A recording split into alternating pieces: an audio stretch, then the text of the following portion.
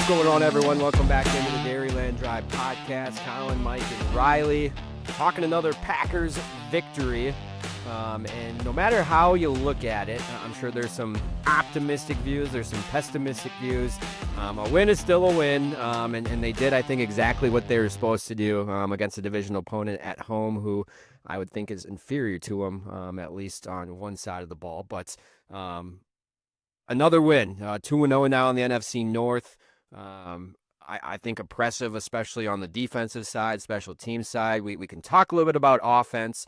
I would think that is exactly the game plan that they wanted. I know I was pretty frustrated after and watching it back, but then the more you think about it, I think just for this instance, it was fine. They did what they had to do with how well the defense played and can kind of just control the clock and the tempo. But again, we'll get into it. But what is kind of your takeaway from a win like this? Does it make you feel any better about either side of the ball, or is it just kind of you're still not sure about this team because the Vikings are just not good right now, and they caught them at the perfect time with how bad J.J. McCarthy was and how banged up a little bit they were. So is there much to take away from this? Of like building momentum, or was this just more so, hey, the NFL truly is week by week and they caught the Vikings at the right time and dominated them like they should? Yeah, I mean, to me, it's a week to week league. I mean, uh, I don't really. It's hard for me to gauge really like how good or bad they are off of this game in particular. I feel like just because, like from the defensive standpoint, JJ McCarthy is like so ass right now. Like Is he the worst quarterback one Packers faced this year so far, you think? that I can think of. Yeah. Uh, yeah, probably. That come to mind. Um, I mean, once they got to 17 points, like it was pretty much game over from a defensive standpoint. Uh, Offensively, I know there's going to be a lot of weeping and gnashing of teeth over the play calling from Packers fandom as there is every week. I was mostly fine with it.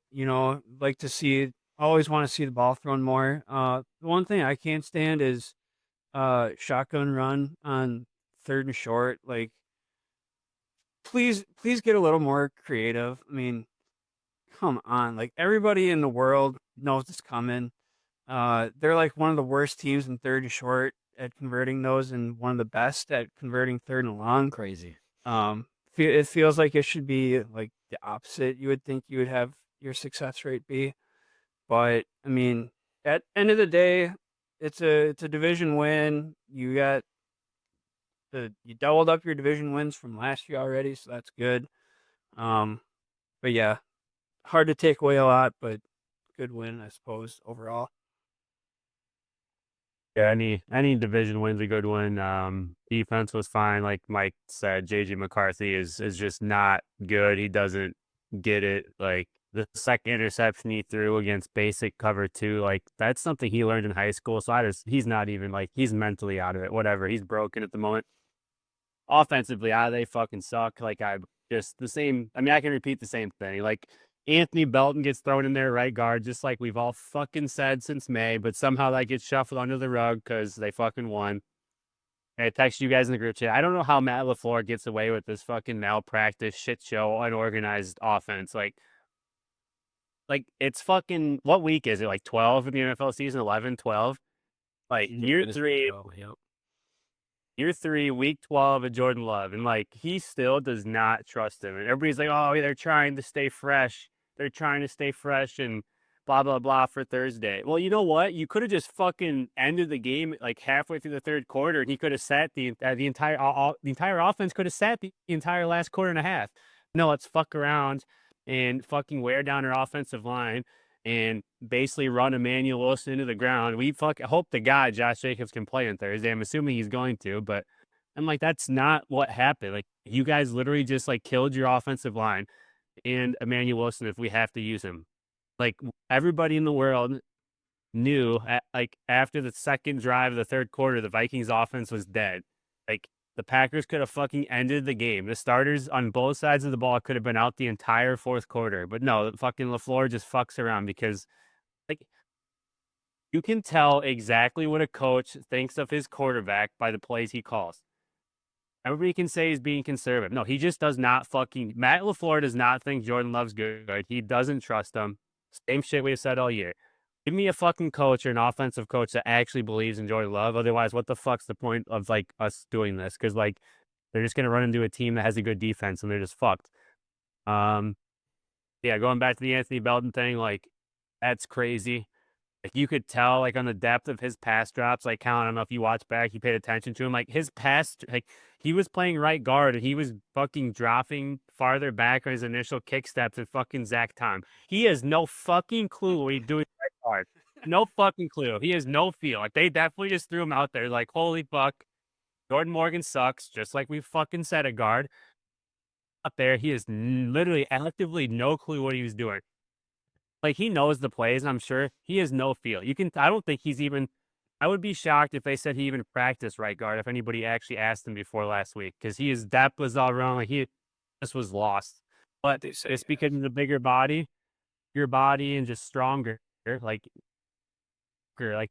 wow, a bigger body and a stronger guy going against fucking the freaky techs in the NFL. Like that's gonna work. Like I just don't understand like how like three average guys like us and every other podcast you listen to can call for Anthony Belton after the draft to go play guard and they just fucking randomly do it week 12.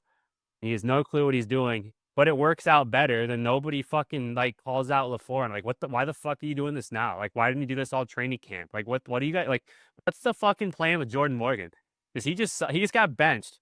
Are we done with him? Did we just waste the first round pick from last year? How is that not a story in fucking Green Bay Packerling? Like, I don't understand. That pisses me off so much. I'm just so lost. The offense sucks. It's a shit show. Don't get me started on the fucking three tight ends that all three of us could dress. We're better. Us three are a better tight end group than the fucking three tight ends they have. I'm not kidding.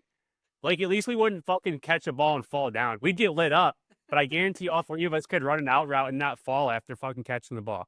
Like, I just don't get it. I don't understand what they're doing. They suck. The offense sucks. I'm fucking over it. Yeah, I think the one thing I was shocked at was LaFleur actually threw like a go route to Musgraves on the opening drive. Like I know it got a penalty or pass interference that got him inside the red zone, but that was something I didn't think he would ever actually adjust and do. But yeah, I don't know. The Belton thing's super weird. Because you can tell, yes, he's like super raw, but I think his ceiling is definitely higher than Jordan Morgan's inside, like we've been saying. And it's just like it's just funny how you mentioned they're okay with throwing Jordan Morgan at all these positions, and making him learn the left side and the right side of the offensive line, but then they were just so conservative and cautious about Anthony Belton, where literally Goody said that, he could see them being, a mauler inside and never gave him any reps in training camp or like you mentioned the first half of the season. So I would have to imagine just watching Jordan Morgan, like just the opening play of the game, they ran, I think just like a dive up the middle to Emmanuel Wilson. He just completely, just whiffed on his guy who made the tackle at the line of scrimmage. And then also the touchdown run, the first touchdown run, he definitely missed, was it Cashman, whoever that Emmanuel Wilson just squared up in the hole and ran him over. So, I don't know. The whole offensive line thing is funky because you would have to think if Belton would have at least gotten some snaps or some reps at some point in training camp or earlier this season, that he'd probably be a little further along. And who knows, we could be having a completely different conversation about the interior offensive line in the run game, because I still think Sean Ryan's been fine. Like I don't think there's been a drop off from him to Delton Jenkins, and we talked about like even like a improvement in the run game, at least in terms of him at least like getting a little bit of a push and not conceding in sometimes what Jenkins has done. But let's talk about. I want to talk about Emmanuel Wilson because it was crazy. Wasn't there a stat? I don't know if it was in the game or I saw afterwards where like what did he end up with, like 108 yards or something like that, or just over 100 yards, where like 90, it was like 96 or 98 of them were after contact. Like it was something absolute ridiculous where 95% of his yards were after like initial contact. So I would almost say that was more Emmanuel Wilson had a really good game compared to like the overall, I think Packers like rushing offense had a good game because I think there was a lot left to be desired there for the offense because they still only averaged like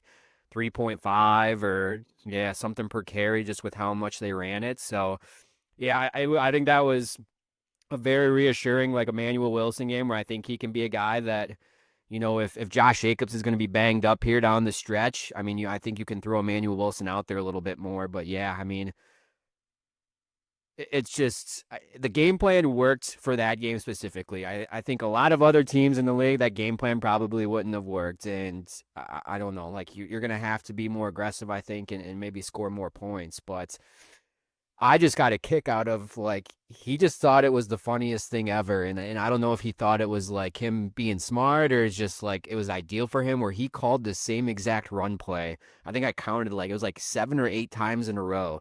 In the He course said it in of his presser that yeah, he did. the third just because it kept working. And that was one of the ones where he ran it on like a 3rd and 1 and got stuffed and ended up kicking a field goal or settling for a field goal. But to me, I think that was like the ideal Matt LaFleur game. I think if Matt LaFleur could tell you like what he envisions a game of him being a head coach and just how it going, I think that's exactly what he wants. I think he wants a kind of just like a gritty, low scoring, drag it out, disgusting game with limited possessions and keeping it one score. I think he's completely fine with that. Like his all gas, no breaks is just complete bullshit. Like that is such gaslighting and like so far gone. I don't know if he said it at all this year. I guess I haven't heard it since the Aaron Rodgers days, maybe. But like that Matt LaFleur is gone. Like that Matt LaFleur, R.I.P. He maybe was gone with when Aaron Rodgers left, but the Jordan Love offense has definitely not been all gas, no breaks. Like Riley mentioned, it's been let's set up 1st and 2nd down and 3rd down, and that's what I just keep getting at. Like they're the best. You mentioned they're good 3rd and long. I know they're shit like 3rd and short, but like overall on 3rd down, they're not. If they're not the best, they are one of the best offenses in converting on 3rd down. Like just imagine if that number was just dipped a little bit, like how much this offense would struggle even more this year. Like he has lived and died on 3rd down, and luckily, like they've had success with it. A lot of it is just because Jordan Love's made good plays. Um, but yeah, I don't know. Like I think like you guys mentioned, I think this is just a week by week thing. I'm gonna take it as a win. Like I pray to God that's not his game plan. Like in any of these remaining games until maybe they play the Vikings again towards the end of the season. Because if that's the game plan, if you're going to like the run to pass ratio is going to be whatever 40 rushes to 22 passes, whatever it is, like that's not going to get it done. But let's talk about special teams really quick. I don't try not to give too much away for Mike's Lambeau lines potentially, but was there ever a world or a realm that you would think special teams would win us a game this year? Like I would think that's when the momentum changed, like the punt recovery, like the Vikings were just hanging around. Like that had all the makings of it being a 7 to 10 point game all the way into the 4th quarter until that play happens. I think that kind of just completely changed momentum. I mean, Whalen continues to just hit absolute nukes. The coverage was actually good. Like I don't think there was a single penalty like that I recall on special teams in terms of like holding or blocking in the back or anything that like brought them back. McManus looked fine. So did you ever think that was possible that we would be talking and praising special teams of like actually potentially turning the momentum of the game or at least helping the Packers, put the game away, so to speak, on Sunday? Yeah, I've said all year that I have confidence in Rich Pis- no. I mean, let's be realistic here. But yeah, they have good play, game-changing play. I don't know. I don't know how much more. Do you give props to Bisaccia for that, or you think that's just more like a player thing that just happened? Like, No, that's a good play by Zane Anderson right there. Like, yeah, I don't know. He just fell on the ball. Nothing happened. Like the Packers didn't do anything. They were just like ran down and did their fucking jobs. They shouldn't get credit for doing. They didn't make a play. Like he was just there, and luckily the fucking guy muffed it. yeah. But nonetheless, it was a play because to me, Allen's fucking good though. oh, he is. Like I said, dude, just like with the like 60, 65 yard. I don't know, like that's not ended up with like the net ends up being, but they're just like the hang time's great. Like he's just like flipping field position like big time. I think probably the only negative takeaway is the same thing that we've been talking about every single week is Romeo Dubs is not a punt returner. Like multiple times he had just so much, and then he just holds the ball with one hand while he's running. Like, my goodness, dude, put it away. But he had so much time and so much space on a couple of those returns, and he just like froze and like was trying to evaluate what he wanted to do, and then he completely did the thing that he shouldn't. Like the one time I think both guys were double teamed, and then he ran along the outside right into where the only Viking players were. But again, he's not a punt returner. I guess if he's not fumbling it, knock on wood, and just at least maintaining possession, fine. I guess we'll just take it what it is. But yeah, it's frustrating. I want to quick question, just off the top of your head, if you had to guess, since Savion Williams hasn't practiced the last 2 days, I'm assuming that's trending towards he's not playing. What random player does Bisaccia throw back the return kicks on Thursday? Good fucking question. Good question. I don't know for kicks. I mean, Bo Melton will be on one side. It'll be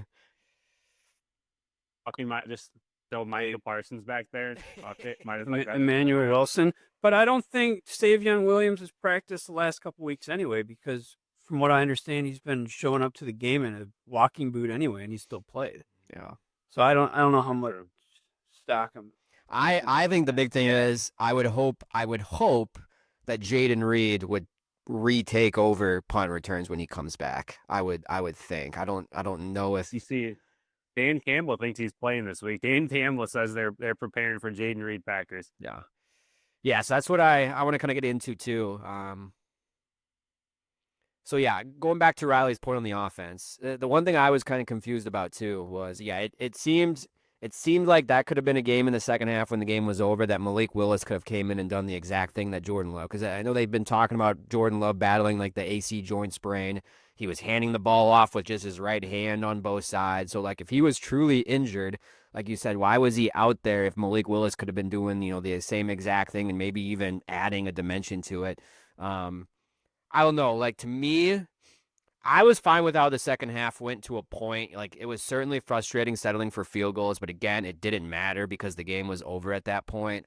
I still want like the regression in the first half. Like that's where I get most frustrated because like I don't know what you guys thought. I thought the opening drive was fine. I was completely fine with the opening drive. I thought there was like building off stuff and like it took a shot downfield and like I thought it had a great flow and just like looked fluid. But then after that, it was back to LaFleur, back to him not really having a secondary game plan and just kind of, picking like random plays like you mentioned on his call sheet and going from there. But yeah, I don't know. Offense, we'll see. Like I said, if the defense plays like that every single week, of course, that's certainly going to help out. But I want to talk about the defense. I think the most maybe surprising takeaway had to be Isaiah McDuffie, right? Kind of stepping in that role. I know we've kind of had our reservations of like what his ceiling is, but I think he pretty much answered the call. I mean, made a lot of like plays at the line of scrimmage or behind the line of scrimmage. I know like some stuff in coverage, obviously the interception, but just overall, I think the defense. That's what you want to see week after week. Of course, you're not going to face J.J. McCarthy week after week. Of course, you're not going to have, the instances where you feel like you're up 7-3 and the game's already over and you can just pin your ears and go. But that's the defense I think that we kind of expect and want to see that's going to potentially get us to a Super Bowl, right? Or at least good enough to get us to a Super Bowl each and every week. At least just like the effort, the energy, like some of the pass rush stuff of Devontae Wyatt, even Rashawn Gary was good up front. Kamal Haddon came in and was fine. I know he didn't really have to do a ton, but like he was good. Carrington Valentine continues to be good along with the safeties. So how do we get that defense every single week? Like how do we get that effort? How do we get that just every single guy kind of playing, cohesive and getting together, hats on the football, moving around, flying around? How do we get that? Because it feels like that's the defense that's going to get us to the playoffs and potentially a defense that's going to get us, later in the playoffs. The offense has got to score points. That's how they got to get them a lead, and then they can start pinning their ears back. That's their recipe. Like it's that simple to me. I think, and Yeah, I was gonna say exactly what Mike said. I think also I think the defense was playing fine up until this point, but once Micah got his first sack and he had that big celebration, it seemed like the rest of the defense just all fed off that. So I don't know if what they're whatever, it's just still too early, but I think Micah is the leader of that defense and he needs to take a bigger step and just lead that energy because it seemed like after that first sack, Devontae Wyatt started playing out of his mind. McDuffie had a couple turnovers. The energy just all went skyrocketing, I thought. Yeah. Yeah, I agree with you too, Mike. I think that's why I want the offense to be more aggressive in the first half because I do think this is a completely different defense when they're playing with the lead in the second half instead of when it's just one possession or closer. But I don't know. It's just certain games we've had it, but again, how many times have we started slow? Very rarely have we been in double-digit points in the first half. I probably can count on one hand in the last 7 or 8 weeks. So obviously, yeah, 7 or 8 weeks of how many times we've had just double-digit points overall. It's frustrating because again, how he called the game, I think was completely fine in the second half because it was over. You just wanted to just have time of possession and just control the ball and just really kind of grind out that win. But only 3 possessions in the first half and you only get 10 points, that can't happen, right? If you're going to have 3 possessions in the first half and be a team that's going to be a serious contender, you have to at least get more than 10 points. That has to be at least the floor or the minimum. At least in my minds. And again, it's so frustrating because the opening drive was so impressive, I thought. I just loved everything about that opening drive, and then it just kind of just dumps off. It's the same stuff after that where it's 10 play drives that end up with 36 yards, a penalty, and then they either punt or they settle for a field goal. That is a typical Matt LaFleur drive after he'll have one good drive and it follows up with he'll get a couple first downs, but then they'll have a penalty or just something will happen where the drive will stall and they'll either punt just outside the 50-yard line or they'll settle for a field goal. That seems like it just happens way too much for me. Yeah, I mean, it's funny you talk about that first drive, how they mix it up and whatnot. They kind of had a plan. Riley talked about last week how when Malik Willis came in, he had a plan, and each play built off the previous one. We talked earlier about how he ran the same play 7, 8 times in a row.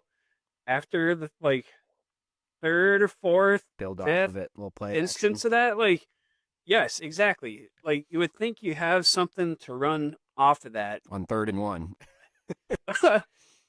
Yeah, I mean, it's so confusing, dude. Just leave it to the Green Bay Packers. If there is an easy, obvious decision to make, they're going to make the hardest and least obvious decision and proceed that way. It's so confusing. Yeah.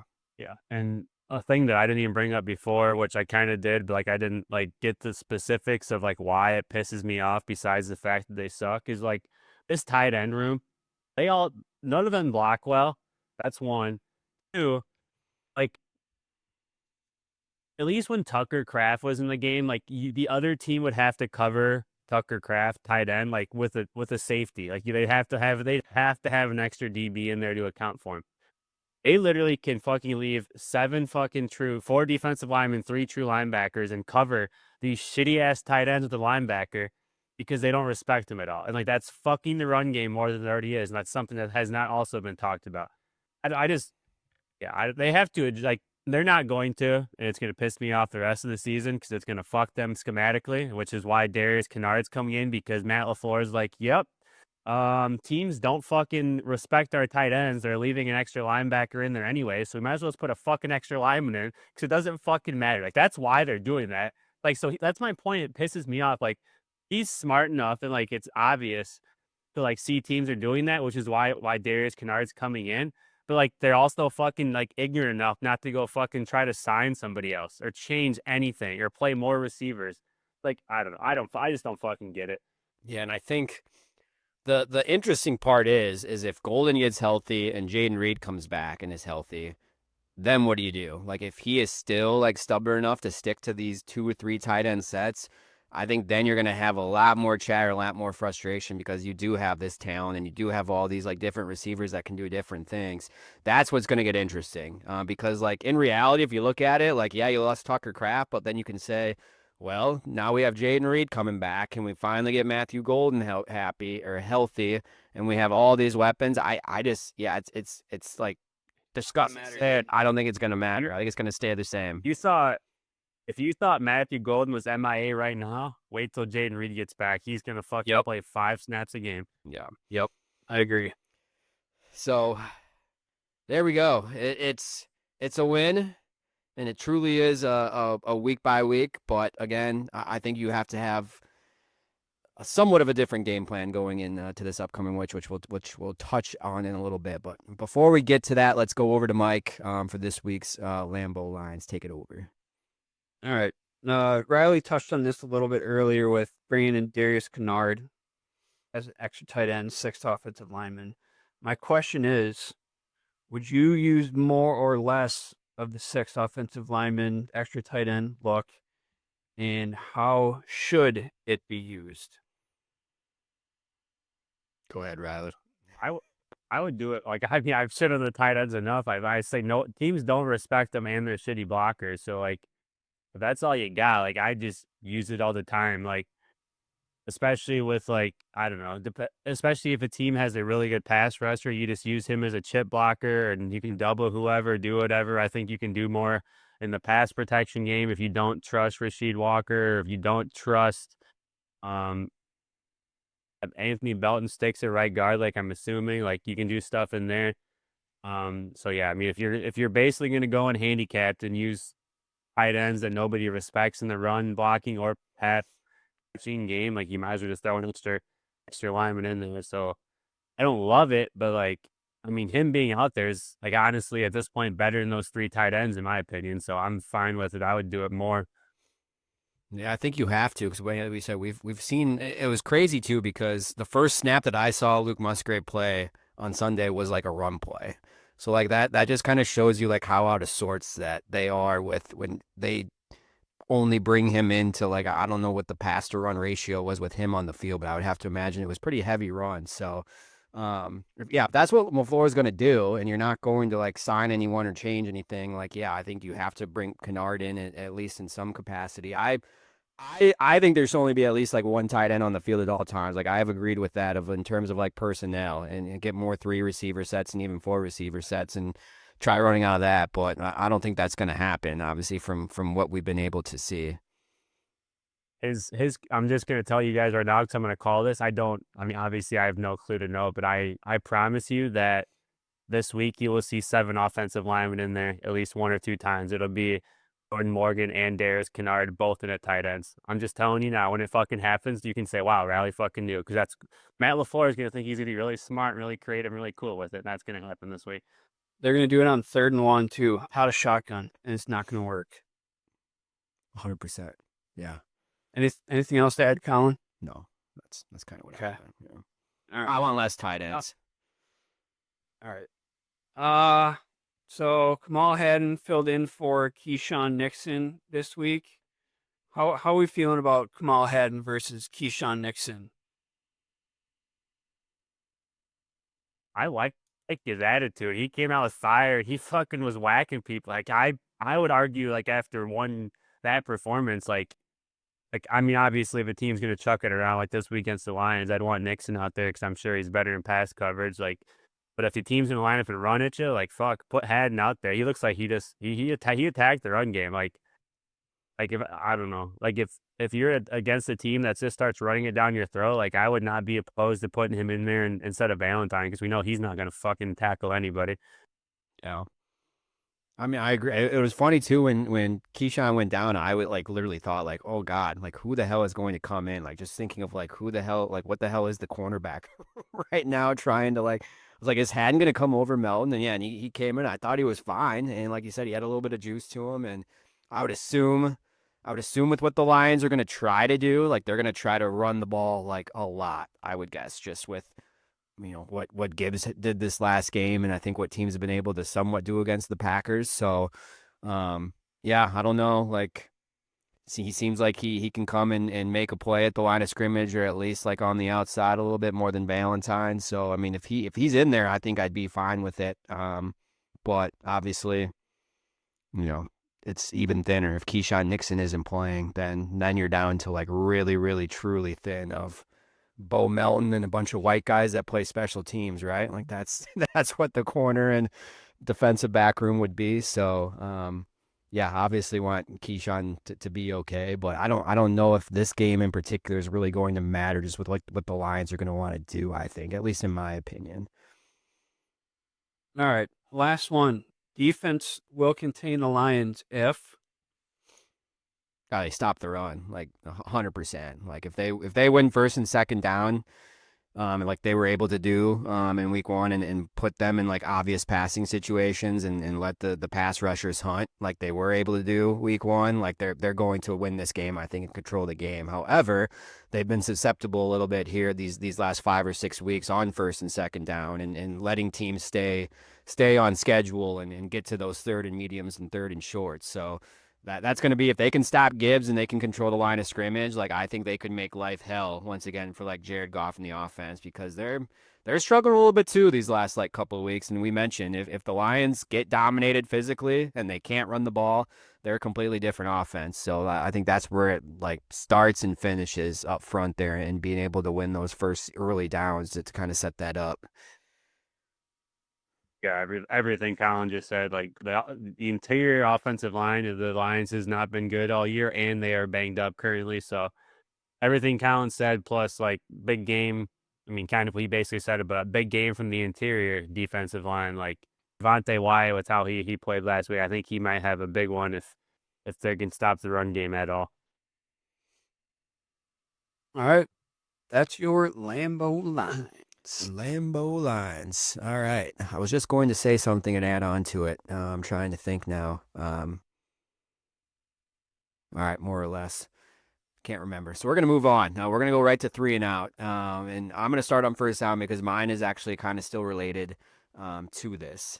Because I think not enough is being talked about of like how close the NFC is like in the wild card. Like I think it is truly down now to 4 teams for 3 spots. However you want to say it, like the NFC North winner, the NFC West winner, like there's going to be whoever wins that and then a battle pretty much for 3 spots. Where like if the Packers or Lions, like if they both either one of them loses this week, like they're going to be on the outside looking in, especially if these other teams keep winning. So, of the remaining games, just looking at the Packers specifically, if you look at that playoff race and just the NFC North in general and the wild card, for you to feel comfortable and confident that the Packers will make the playoffs, what do you think they need to do in these final 6 weeks, like record wise, for you to feel good of them being in the playoff field, either winning the NFC North or being a wild card team, playing, into January? Plus, we got 6 games left. 6 games remaining, yes. Two against playoff teams right now in the AFC with the Ravens and the Broncos, and you have Bears twice, and then Lions and Vikings. So 4 NFC North games and then 2 pretty tough games against AFC playoff opponents right now. So just looking at those 6 games, what do you think they need to do to feel good about getting into the playoff field? To feel good, I would say. To feel good, I would say that they'd have to go 4-2, wouldn't they, to get to 11 wins to feel like good about it with that tie. That tie as an extra tiebreaker, kind of helping them out, even though I fucking hate the tie. But yeah, I don't know. I don't know if 3-3. I think 3-3, like at 10 wins, like might get them in with that tie. But if you're gonna say that I feel comfortable and like good about it, like I would say they'd have to go 4-2. Yeah, that tie might be carrying a lot of weight. I was gonna say 5-1. Like I'm not feeling good until they get to 12 wins. I mean, because last year they had 11 wins and they were still the 7th seed. So I'd have to feel good probably at 12 wins for me to feel real good. So let's say they go 3-3. Does it matter who the wins come against, you think, in terms of like all the tiebreaker in the NFC North race? Like if that ends up what it being, it probably matters who the wins are against, right? Yeah, because conference record's probably going to play into that too.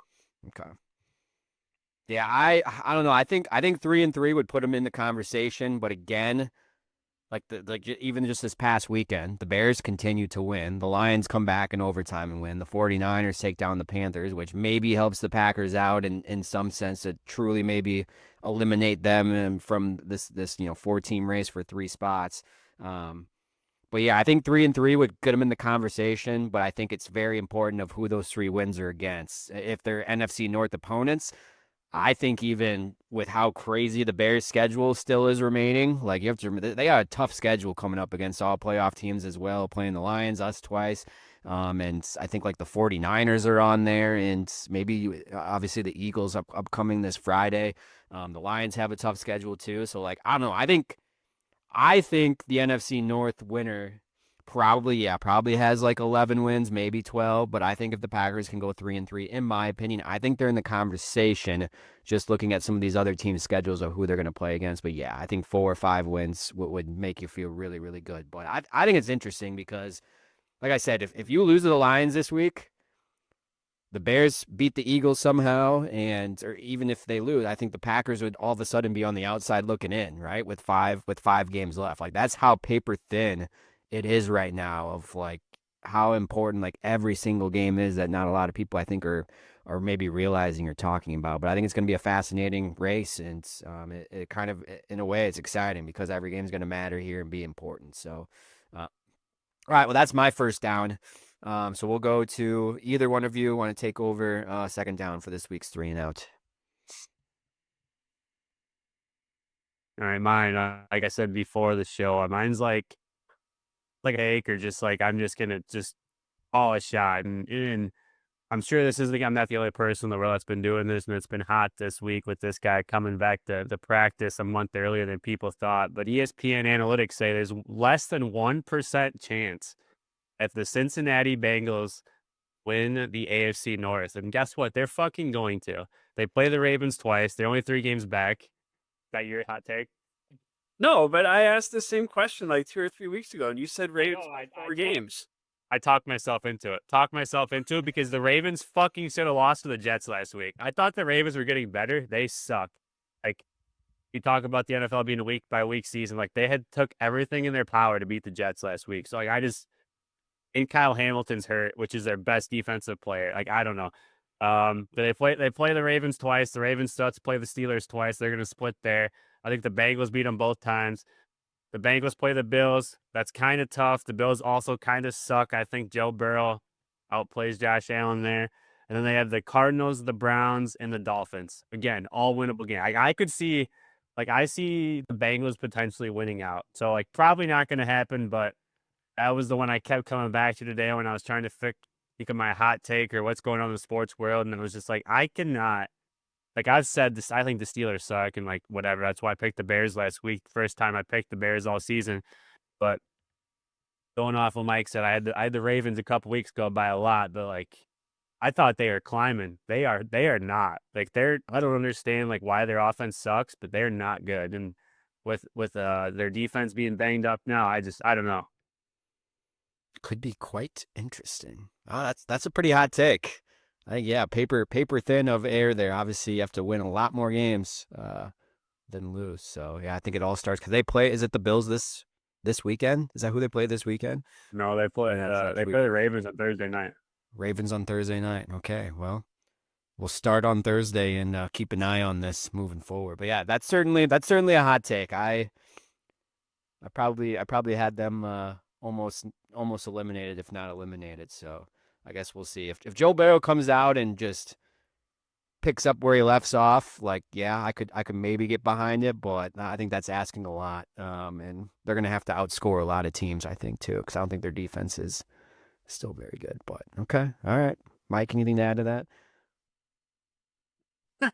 No, I was not expecting that. Okay. Well, that's why it's a spicy hot take. There you go. All right. Let's go to third down. Mike. Third down. All right. So I'm going non-sports related here, but maybe we'll get some hot takes out of this. And as we all know, Thursday is Thanksgiving. So I want to know, what is your guys' favorite Thanksgiving dish? I don't know. Does Riley eat anything of the Thanksgiving dish? Maybe just the meat? Is that all you eat nowadays, there? He's on a very No, specific what he eats, I think. oh, I'll eat. I mean, I won't eat like all. I won't eat like dessert, but I'll eat the main stuff. That's a tough one for me though. You can go if you got an answer, because I'm trying to decide between two things in my head right now. Mine's always mashed potatoes and gravy. Like that's what I'm always most excited about. If Yep. if I'm going to like if you had like a 8 things or different dishes laid out and told me to go put something on your plate first, I'm definitely going to the mashed potatoes and then putting gravy on top. That's where I'm starting with my plate. For sure. Do you add gravy to any of the other things on your plate? Or are you strictly just on the potatoes? I don't add anything else on my plate. Because I don't know what else I would add it to. So I'm not a huge stuffing guy. Turkey? I think stuffing is disgusting. Like, and I'm not a stuffing fan whatsoever. Turkey, I don't know. Maybe if it like accidentally gets on there, but like I'm not gonna like purposely put gravy on there, I think. Okay. All right. I think as a kid I would always say mashed potatoes and gravy as well, but as I've gotten older, I think I might, if the stuffing is like really good. I do love me some stuffing, and I will put a little bit of gravy in that to go off what Mike just asked. It'll be like mashed potatoes and stuffing next to each other, and I put most of the gravy on the mashed potatoes, a little bit onto the stuffing. So those are my top two. But I think just to be different is, and as I've gotten older, I love stuffing if it's good. Okay. What about you, Mike? No hot take. Oh, I'm mashed potatoes and gravy all the way. Yeah. And I'm putting it all over the turkey too, the gravy. Okay. I love gravy. Are you guys you got the mashed potatoes? You just like carve out like a little like hole essentially for the gravy to like sit in, or do you just like potatoes are on there, you just plop it in there? Pop it on there. Okay. I like the I've carve got out. burrowed in. Yeah. Yeah. What about here's another one. Do you add corn to your mashed potatoes and gravy or no? I don't like specifically add it to it, but I mean I would eat like corn with my mashed potatoes, so We don't have corn at my Thanksgiving generally. We're a big green bean. My dad's side is a big green, fancy green bean family, so we don't generally have corn. Okay. All right. I like that one, Mike. Alright. I'm gonna add on to it one more thing here too. Okay. Go to dessert because I think Thanksgiving you eat a lot. I think dessert is one of if you know think Thanksgiving it's usually a lot of options of desserts like way too much. What's the go to dessert you have to have every year at Thanksgiving? Pumpkin pie sucks. There's my fucking hot take. I hate pumpkin pie. I'm not like a Yeah. big I'm not like a big dessert on Thanksgiving person because I'm a big chocolate guy when it comes to like sweets and desserts. There's not like a lot of chocolate desserts that are typically made on Thanksgiving. So I'm typically just like passing it on Okay. Yeah, dessert at I'm Thanksgiving. similar to Mike, but if I one that does get me, that's always at Thanksgiving. My grandma always makes is a good apple pie with some vanilla ice cream. I can always mess with that, but no, I'm like Mike. I'm a big chocolate guy, so it's kind of, I don't know if that's really Thanksgiving-y. Yeah, Hannah's grandma, since I've been going to hers family is the last couple of years, her grandma makes like 4 different kinds of pies. But she also apparently every single year they do the dirt dessert. You know what I'm talking about? Like that dirt dessert you Dirt put like cups? yeah, dirt cups, but they put it like in a giant bowl, and then they essentially bring that bowl out and just like set it in the table, and people just take a spoon and start eating out of it. Which there's your chocolate, but yeah, obviously like Does she add gummy worms to it? I don't know if she does. I'll have to check it out on Thursday. I guess I haven't really paid attention. Usually by the time I want it, it's like 7/8 are gone already. So I usually just stick to the apple or the cherry pie or whatever's over there. But yeah, I just always know it's notoriously grandmas always make way too much food on Thanksgiving. That's just what it's supposed to be. But usually desserts more so than anything, they always make like it seems 10 different kinds of desserts where you just have no idea what to like do or like what to put on your plate. But again, a lot of times everything's delicious. So, but yeah, might have to go on a little run on Thursday morning to clear some space and potentially Friday. But apparently there's a big snowstorm coming. I don't know if you pay attention to the weather tomorrow, at least up in Green Bay area. It's supposed to get like 1 to 3 inches and like 40-mile-per-hour winds or something crazy like that. That'll be interesting to pay attention to. But all right, well that's this week's three and out. Little football, little Thanksgiving feasting talking. Yeah, cool stuff. All right, well, let's go to this week's final drive. And to start the final drive, Mike's going to give us a little recap of where we're at in the standings entering week 13. All right. Everybody went 4-1 last week. Okay. No ground gained, no ground lost. So puts me at 35-26-1. Riley a game behind, 34-27-1. Collin still not out of it, 31-30-1. So you're back over 500. Here we go. That's all that matters. We're getting there. Okay, until I go like 0-5 or 1-4 this week. That's just what my trend has been. This is a tough week. It is tough. This is a tough week. It is a tough week. Yeah, Especially because the locks are running out.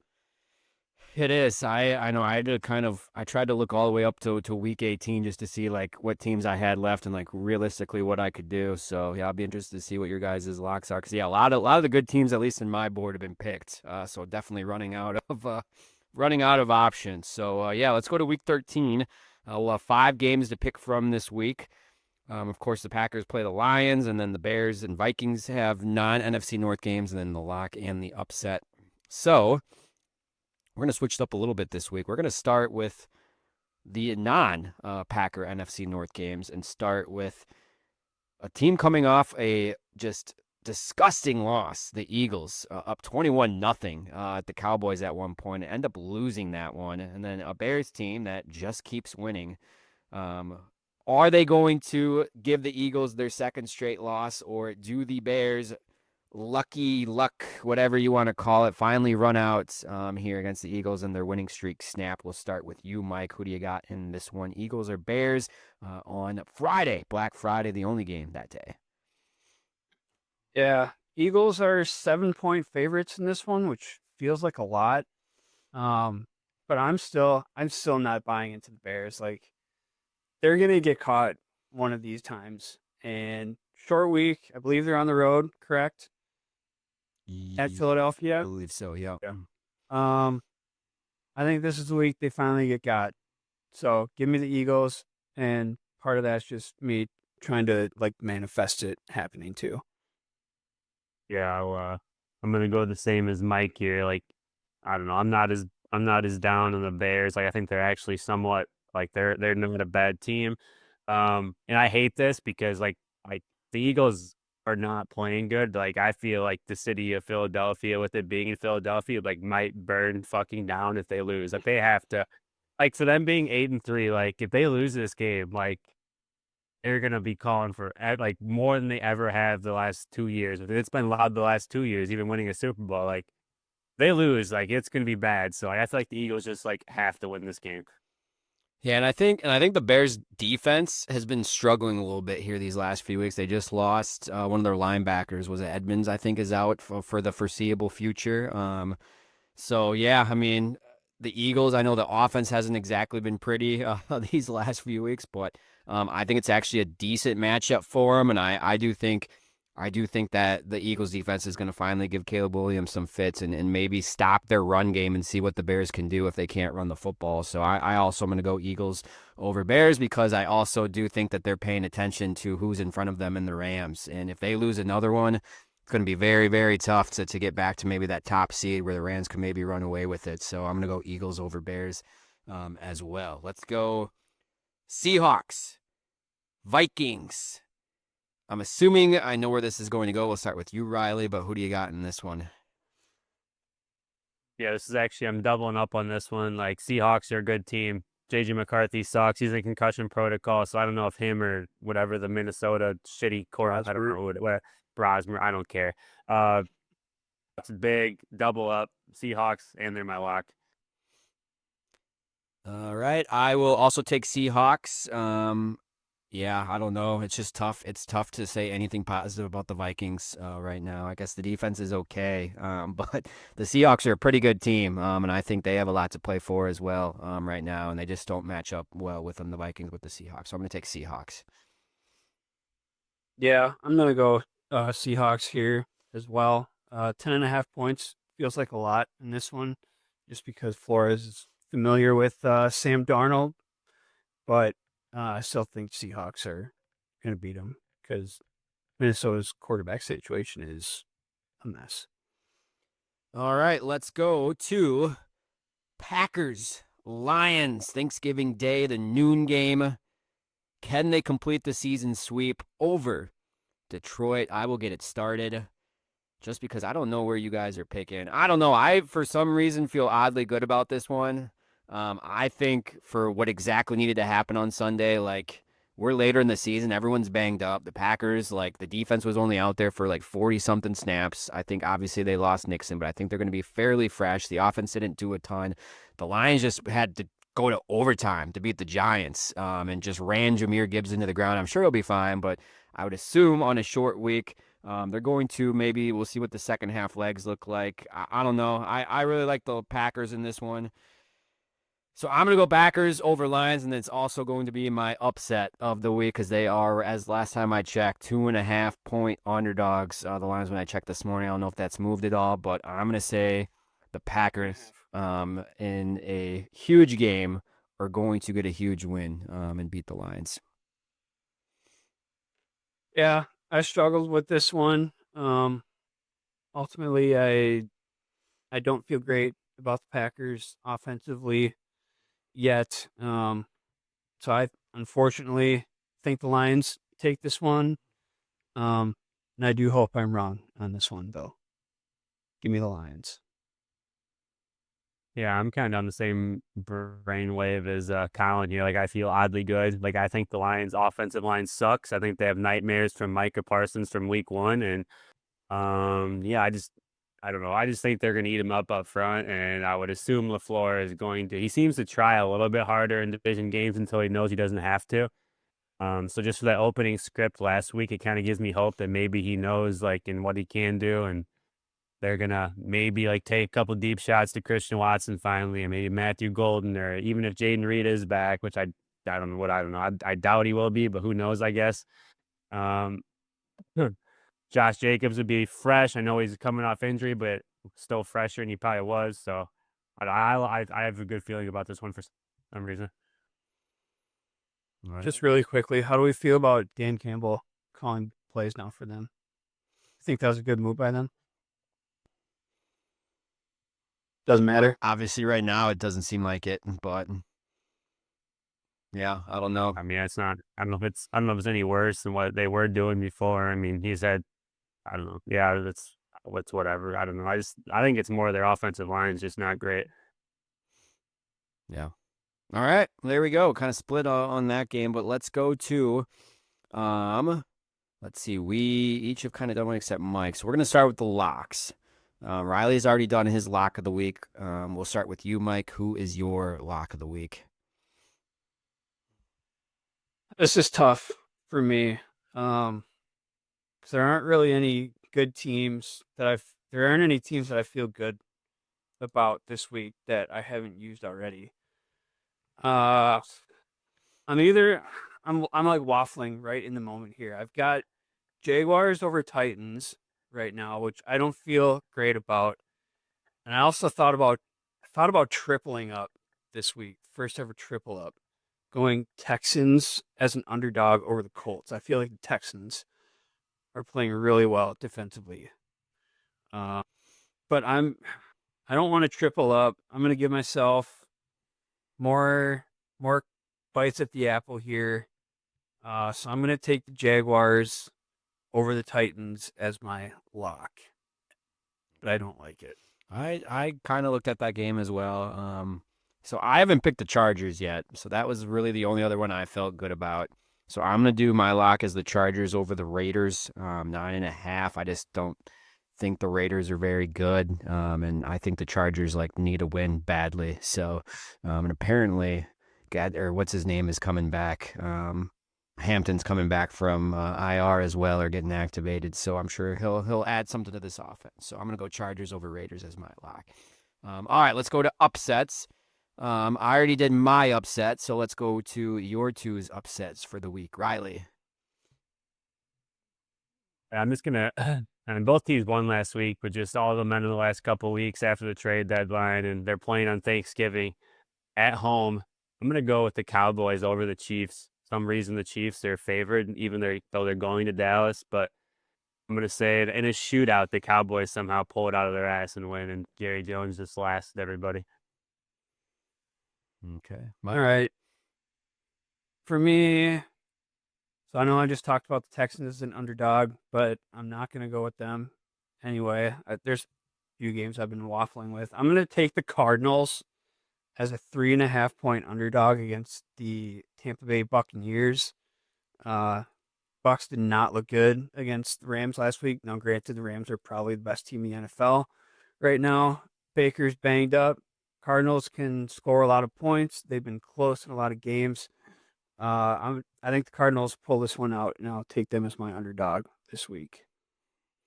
All right, there you go. There's our picks for week 13. And just kind of want to add some to that too. Like, who would have thought, like, that's all of a sudden interesting, the NFC South now with the Panthers. I know they just lost and back to 500, but like, they're not out of it because the Buccaneers are definitely struggling to get wins right now and struggling to stay healthy. So I think that could be a very interesting division race when it's all said and done as well. I don't think that they would get two teams in a wild card, but I think that division race will be interesting. So, but that is our 5 games that we're picking this week. Like we mentioned, I am still trailing Riley and Mike in a battle, just 1 game apart. So we're getting into the thick of things here for the final drive. But Have we decided the punishment for the loser yet?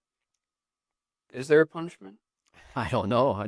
We'll have to go back and listen to the first episode or week 1. Did we decide anything? I don't know if we did decide anything.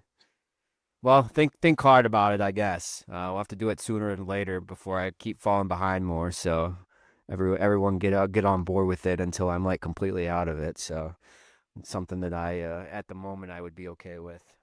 But yeah, gotta mention I barely watched it, but like yeah, Wisconsin just absolutely beat the shit out of Illinois. Like that is probably the worst loss of the Brett Bielema era, which is kind of funny because I feel like one of the worst losses in like the Paul Chryst era was to Illinois that kind of got him out of there. I don't think obviously Bielema is going anywhere, but I hope this like triggers a lot of changes because like holy shit, Illinois' defense is so bad, so bad. Wisconsin pretty much did whatever they wanted, like all game, which is crazy to say. I can't believe I'm saying that, but it was just Go back. it was just not good. Yeah, Wisconsin's defense isn't a joke. I still think their offense sucks. I think Illinois' defense is just that bad. But I think it's something to build off of for sure. I mean, that's 2 top 25 wins all of a sudden for Wisconsin after not thinking they're going to get another win. But yeah, I don't know. Like I said, I didn't pay attention to it a lot, but yeah, I mean, if they ended up getting, I think, were they 7-4 now? If Illinois gets to 8 wins, like, yeah, you got to be happy about it, just with how bad the program was under like Lovie Smith and all of that. But like, it's definitely a very frustrating, potentially 8-4 year, just with like the expectations. And I think we were gaslit on a lot of things with a lot of talk with how good this team was and experienced and what the ceiling was. I think that was just a lot of bullshit and kind of salesman talk from Brett Bielema because this team has a lot of holes. And when it all said and done, like their 4 losses were all ugly, like just dominated in all 4 of their losses, just really bad, just super tough. Yeah, nothing to even say to that. Riley's just like, yep, fucking suck. I mean, I thought the Illinois offense would play better. I fucking almost called it perfectly. I told you Wisconsin was going to score in Illinois. Illinois' defense like that, like they run a fucking high school defense. Like it's so fucking simplified. Like they do the same thing every fucking play. Yeah. Is Luke Fickell a better coach than Brett Bielema? Oh yeah, 100%. He just sucks at recruiting. Yeah. But Bielema's a good like salesman, I think, and like a good Like he's going to put out like like I said, I don't know if they'll ever get to like the college football playoff with Bielema, but I think they're always going to be like 6 to 8 wins every single year. I think that's kind of like what they're getting in Bielema. And Chris, I think He's is just or not. he's Chris, got to get Bielema lucky. He's got to get lucky and like 2 like really good young coordinators and like so that one like the year they do go to the playoffs, like both those coordinators will get plucked and they'll still fucking just crumble again. But Bielema's just a good, like you said, he's a sale pitch recruiter. Like he gets guys in, but like they just don't have the coordinators like they had when they were going in the upward direction. I just hope Aaron Henry like went out in Madison after the game and just got like so drunk that he lost his memory and like forgot that he's Illinois' defensive coordinator and just disappears into the distance and we never hear from him again. But sadly, I don't know if that's going to happen. And the thing is like he played for Bielema at Wisconsin. So, like, it's going to be very tough for Bielema to fire him just because he gave him this opportunity. But, like, goddamn, you have to. Like, this is like a historically bad defense with the talk of the year was going to be how the defense was the strength. So, yeah, I don't know. Yeah, he'll still be Bielema, the pumpkin. Like I said, he'll crank out 6 to 8 wins every year and they'll at least be competitive, but I don't think they'll ever be good enough to kind of get to that college football playoff level, but I'm okay with that as long as they last me long enough to get to basketball season every year. That's like what the football team has to do. So for the most part that they've done that. So on the not so good side of Wisconsin, we'll gotta talk real quick. Holy shit, I did not see BYU just absolutely blitzing the Badgers in basketball court. Like that was just over from the beginning pretty much. BYU is really freaking good. I think I don't know if you watched any, Mike, like AJ Diabonsa is really good and they got some like nice pieces around him, but that was pretty much Wisconsin's like only chance I think at a good like non-conference win, just like with their schedule lines up. So I mean they're going to be fine. I think it's just one of those games that they just didn't play well, but I was definitely surprised. I did not see them losing by 20 plus points. I thought they were just playing confidence and, we know some of those mid-major teams, but like, holy cow, that just maybe shows you what maybe some of these other teams that they're at right now. So, but yeah, going to be a fun week ahead here. We got Feast Week. I don't know if you guys have been watching college basketball. Well, I love it because I work from home, so I've been able to watch college basketball during the day, morning into early afternoon. Couple big games coming up later this week. I know Illinois plays UConn, which could be very interesting on Friday, and of course the football mixed into it. So, going to be very, very interesting to see kind of how this week goes with college basketball, and get some of these non-conference big games out of the way. Any closing thoughts before we get out of here? Nothing. All right. Well, everyone, enjoy your Thanksgiving. Make sure you eat a lot of mashed potatoes and gravy, or whatever dessert or whatever your family does for Thanksgiving. We are thankful for everyone that listens to the Dairyland Drive podcast every single week. Keep giving us those 5-star reviews. Keep following us. Keep sharing. Keep commenting. We really appreciate it. We're almost to episode 40, so we're slowly getting there. Crazy that we've been doing this almost for 40 weeks, whatever that comes out into months. But I want to keep doing it every week, and hopefully we'll have some fun Packer games to break down here these next few weeks, and maybe get into the playoffs. We'll see. Won't jump too far ahead. But as always, Collin, Mike, and Riley, thanks for listening. We will see you next episode. Happy Thanksgiving. Go Pack, go.